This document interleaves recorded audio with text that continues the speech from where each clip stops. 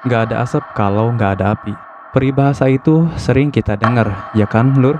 Tapi kadang kita nganggap cuma omongan orang tua doang.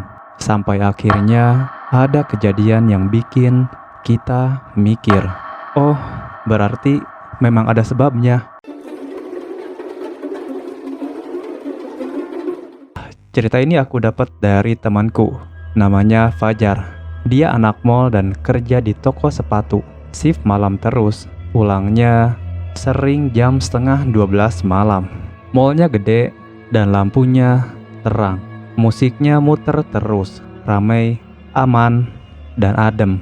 Tapi begitu keluar parkiran, suasananya beda. Rumah Fajar posisinya itu masuk gang sempit. Cuma cukup 2 motor papasan. Di sebelah kanan gang itu ada pohon bambu tinggi banget, rimbun, dan kalau kena angin bunyinya sruk, sruk. Di ujung gang ada warung makan kecil. Biasanya buka sampai pagi. Nah, awalnya biasa aja. Sampai satu malam, jam 12 kurang, Fajar pulang kerja kayak biasa. Badannya capek banget karena tadi tokonya lebih rame dari biasanya. Dan yang ada di pikiran Fajar cuma pengen rebahan.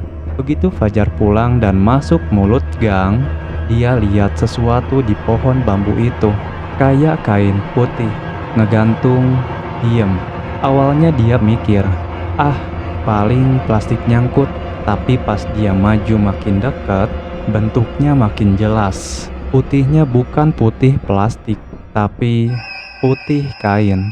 Dan bagian kepala, perut, sama lututnya kayak keikat. Fajar langsung merinding.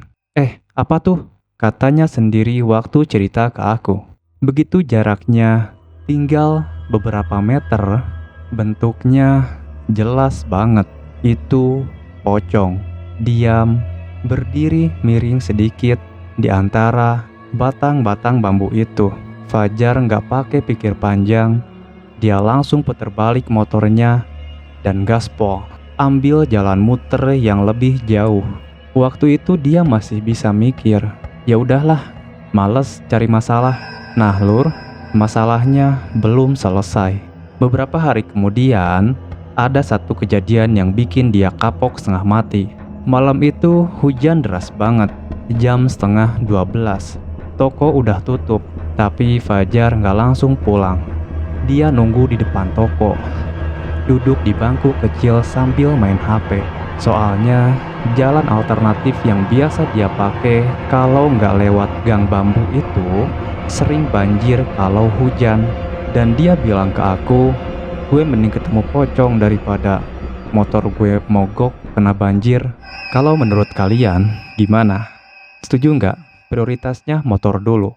Tulis di kolom komentar. Fajar masih nunggu. Sampai jam 12 lewat, hujan masih deras. Deras banget sampai suara atap toko kayak drum ditabuh. Katanya, jam 1 kurang masih hujan. Akhirnya dia nekat. Ya udahlah, lewat gang bambu aja. Toh kemarin cuma diliatin doang. Begitu masuk gang, hawanya langsung beda. Dingin. Bukan dingin kena hujan, tapi dingin yang bikin tengkuknya tegang. Motor jalan pelan. Lampu motornya nyorot ke pohon bambu itu.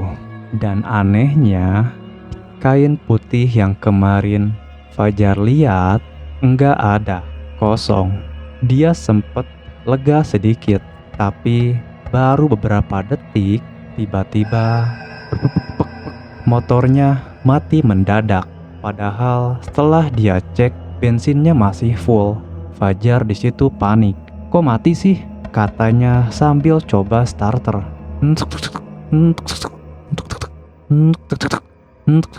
Nggak nyala-nyala. Dia turun. Coba buat selah motornya. Tapi gagal. Motor itu masih belum menyala. Dan waktu itu, Lur, bau mulai kecium. Bau busuk. Kayak bangke basah. Perlahan Fajar coba nengok ke atas pohon bambu. Dan di situ pocong itu ada. Dia melayang. Tali di bagian kakinya terlepas. Kainnya terbuka sedikit. Dan dari bawah kainnya netes cairan hitam. Dan baunya makin menyengat. Wajahnya pucat. Matanya cekung. Dan hitam semua. Dia turun. Loncat.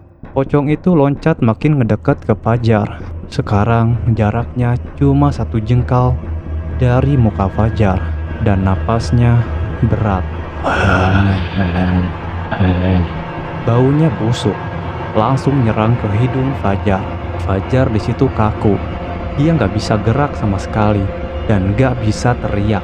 Cuma bisa lihat wajah pucat itu tepat di depan matanya.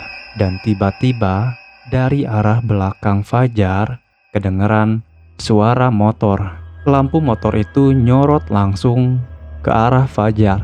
Dan seketika pocong itu hilang, lenyap. Dan Fajar langsung bisa gerak lagi. Motor yang tadinya nggak bisa nyala, sekali starter langsung nyala. Fajar nggak nengok kanan kiri lagi.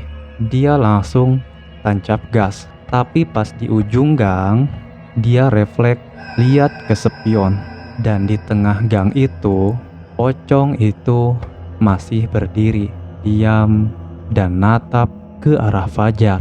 Besok paginya, Fajar beli makan ke warung nasi yang ada di ujung gang itu. Ibu warung itu bilang pelan waktu Fajar cerita, "Mas, lewat bambu itu malam-malam." Fajar cuma ngangguk. Ibu itu cerita yang intinya gini, belasan tahun lalu ada pendatang ngekos di situ, terus ditemuin meninggal di bawah pohon bambu itu. Nggak ada yang tahu pasti sebabnya. Ada yang bilang gantung di karena putus sama pacarnya, dan ada yang bilang juga kena guna-guna. Soalnya waktu ditemuin matanya itu hitam semua.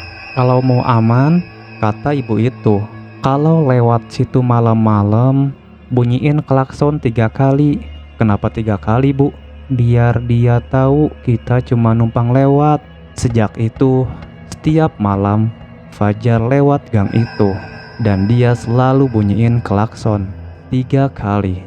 Dan katanya, selama dia bunyiin klakson 3 kali, nggak pernah diganggu lagi. Nah Lur, kalau kamu jadi Fajar, kamu bakal tetap lewat situ atau pindah kos? Kalau aku pribadi ya, jujur aja, mungkin aku bakal pindah kos sekalian daripada tiap malam harus permisi sama pocong. Capek mental juga kan? Kalau cerita ini bikin kamu merinding, dikit aja klik like dan jangan lupa subscribe biar gak ketinggalan update-update cerita dari aku. Karena masih banyak cerita serem-serem pisan yang bakal aku ceritain lagi. Sampai jumpa di video selanjutnya Lur.